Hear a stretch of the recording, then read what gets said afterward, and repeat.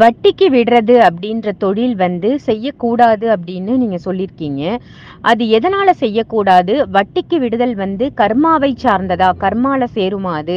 அந்த கர்ம வினை வந்து வட்டிக்கு விடுறவங்கள தாக்குமா? அத பத்தி விரிவான தகவல் கொடுங்களேன்.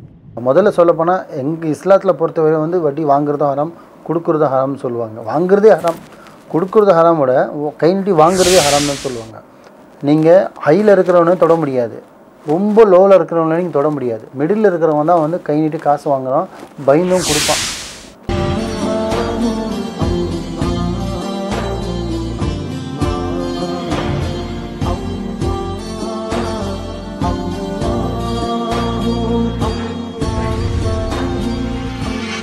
வணக்கம் சார்.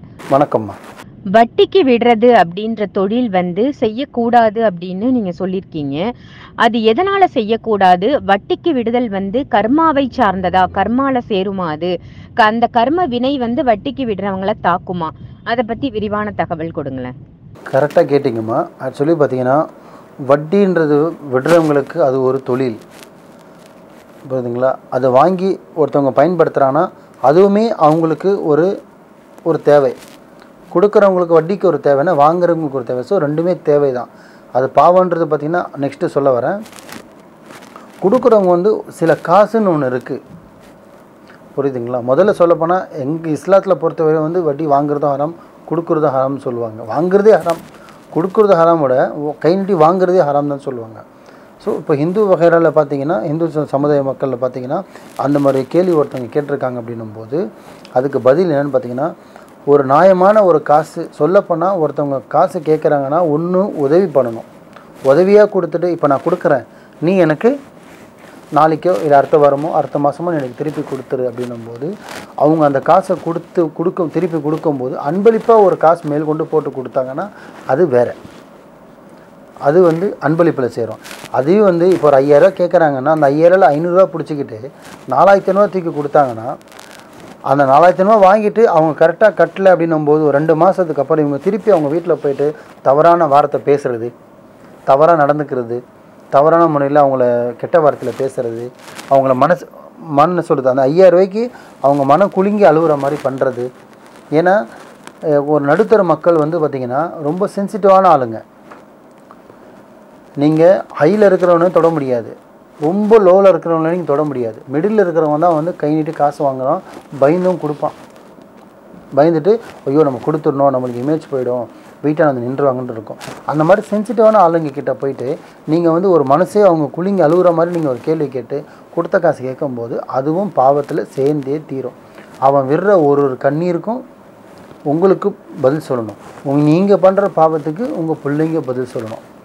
உடல் ரீதியாகவும் பாதிப்பு வரும், மன ரீதியாகவும் பாதிப்பு வரும், தொழில் ரீதியாகவும் பாதிப்பு வரும். வாழ்க்கையில் என்ன சொல்கிறது, விபத்துகள், ஆக்சிடெண்ட்ஸ், ஸோ நிறைய இருக்குது. ஸோ அதுக்குன்னு சொல்லுவாங்க, அப்போ நான் வட்டிக்கே விடக்கூடாதா? அப்போ வட்டிக்கு வரணும் நகை நட்டு போட்டு சுற்றுறாங்களேன்னு கேட்டிங்கன்னா, நகை நட்டு போட்டு சுற்றுவாங்க, ஒயிட் அண்ட் ஒயிட்டில் சுற்றுவாங்க, காரில் சுற்றுவாங்க, எல்லாமே பண்ணுவாங்க. ஆனால் அவங்களுக்கு பின்னாடி எவ்வளோ இருக்குன்னு அவங்களுக்கு தான் தெரியும். வீட்டில் உடம்பு முடியாதவங்க இருப்பாங்க, கை கால் விளாண்டவங்க இருப்பாங்க, குழந்தை நிற்காது, புரியுதுங்களா? பொண்ணுக்கு பார்த்திங்கன்னா மூளை வளர்ச்சி இல்லாமல் குழந்தை பிறக்கும். இவ்வளோ இருக்குது ஐயா, சும்மா கிடையாது. இவ்வளோத்துக்கும் நம்ம பதில் சொல்லணுமா? ஸோ நிறைய இருக்குது. நீங்கள் எக்ஸட்ரா குடும்பத்தில் பார்த்தீங்கன்னா குடும்பத்தில் நடக்கிற ஒரு விபத்துக்குமே நம்ம பண்ணுற பாவம் பதில் சொல்லியே தீவோம்.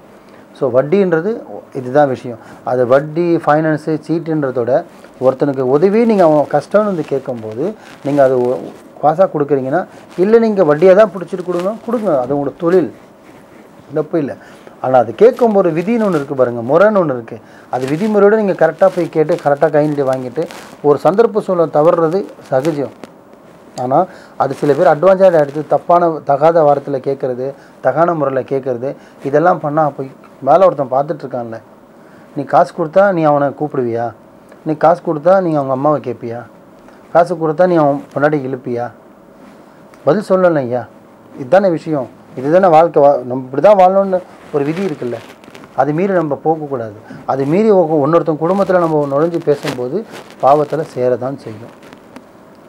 இதுதான். ஸோ வட்டிக்கு விடணும்னு சொல்கிறீங்க, உங்களுக்கு தொழிலாக இருந்தால் பண்ணுங்கள், வானானே சொல்ல, தாராளமாக பண்ணுங்கள். உங்களுக்கு அது பண்ணி தான் உங்களுக்கு 10 ரூபா சாப்பிட்ணுன்னு விதி இருந்தால் சாப்பிட்டு தானே ஆகணும். அதுதான் விதின்னு சொல்கிறது. போன வீடியோ சொன்ன பாருங்கள், ஒரு இந்த வேலை அவங்களுக்கு தான் செட் ஆகும். அந்த மாதிரி வட்டி கூட்டு தான் நீங்கள் அதில் சாப்பிட்ணும், வட்டி கூட்டு தான் நீங்கள் அந்த காசில் தான் நீங்கள் முன்னேறணும், அதில் தான் நீங்கள் ஃபீஸு கட்டணும், அதில் தான் நீங்கள் வீடு கட்டணும்னா அது விதி. அதை மாற்றுக்கருத்தே கிடையாது. நீங்கள் பண்ணவானான்னு சொல்ல வரல. ஆனால் கொடுத்துட்டு கேட்குற முறைகள், ஒருத்தவங்களை கஷ்டப்படுத்தி கேட்குறது, அவன் மனசு குலுங்கி அழுது ஒரு வட்டியை கொடுக்கறது, அவன் கஷ்டப்பட்டு ஒரு மாதம் ஒரு மாதம் 10 ஒன்றும் இல்லை, சிம்பிளாக சொல்கிறேன், ஒரு 50,000 வாங்கியிருக்கான்னு வச்சிங்களேன், ஒரு மாதம் ஒரு 10,000 கட்டான்னு வச்சிங்களேன், அவன் சம்பளமே 15,000 இருக்கும். அப்போ ஒரு மாதம் ஃபுல்லாக அவன் கஷ்டப்பட்டு ஓடி 15,000 சம்பாரிச்சு அதில் 10,000 வட்டி கட்டிட்டானா மீதி இருக்கிற அவன் 5,000 அவன் குடும்பம் நடத்தணும். அப்போ அந்த மீதி இருக்கிற 5,000 அவன் குடும்பம் நடத்தாமல் இருக்கும்போது படுற கஷ்டத்தில் இருக்கிற பாவம் யாரை சேரும்? வட்டி வாங்குறவனு தான் போய் சேரும்.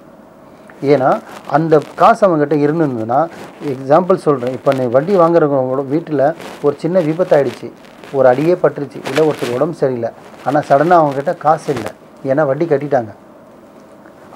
அதனால் அவங்களுக்கு ஒரு விபத்தாயிடுச்சு, இல்லை ஒரு உயிரே பிரிஞ்சிருச்சு, இல்லை ஒரு என்ன சொல்கிறது, ஒரு உணவு கூட காசு இல்லை, அந்த காசு இறுக்கி பிடிச்சி வட்டிக்காரனுக்கு கொடுத்துட்டாங்கன்னா அந்த குழந்தை விடுற ஒரு பட்டினியில் விடுற அந்த ஒரு பாவம் கூட போய் சேரும்.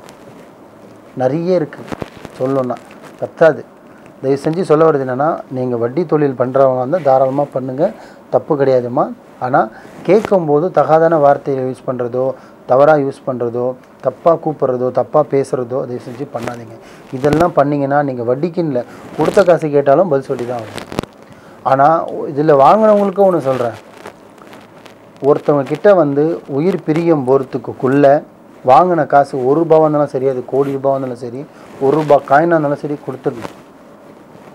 கடன் வச்சுட்டு போனோன்னா அது ஒரு சுமை மாதிரி. யார்? நம்ம பெற்றவங்களுக்கு மற்றவங்களுக்கு கொடுத்துட்டு போகிறது, நம்ம பெற்றவங்க பிள்ளைங்களுக்கு நம்ம கொடுத்துட்டு போகிற ஒரு பாரம். அந்த பாரம் இல்லாமல் நம்ம வாங்கினது நம்மளாக கொடுத்துட்டு முடிச்சிடணும். அப்போது நம்மளுக்கும் பாவம் சேராது, அவங்களுக்கும் பாவம் சேராது. இதுதான் வட்டிக்கு ஒரு தொழில். தாராளமாக செய்யலாம், தப்பே கிடையாது. உனக்கு அது கொடுத்து தான் வட்டிக்கு விட்டு தான் நீங்கள் சாப்பிடணுன்னா தப்பு ஒன்றும் இல்லை. தொழில் தானே, அதுவும் ஒரு தொழில் தானே. இன்ஷா அல்லாஹ். சந்தர்ப்ப சூழ்நிலை காரணமா வட்டிக்கு விடுதல் தவறல்ல. ஆனா அவங்கள துன்பப்படுத்தி அந்த பணத்தை திரும்ப வாங்குறது ஒரு தவறான செயல் அப்படின்னு சொல்லி ஒரு அருமையான தகவல் கொடுத்திருக்கீங்க. நன்றி. நன்றிம்மா.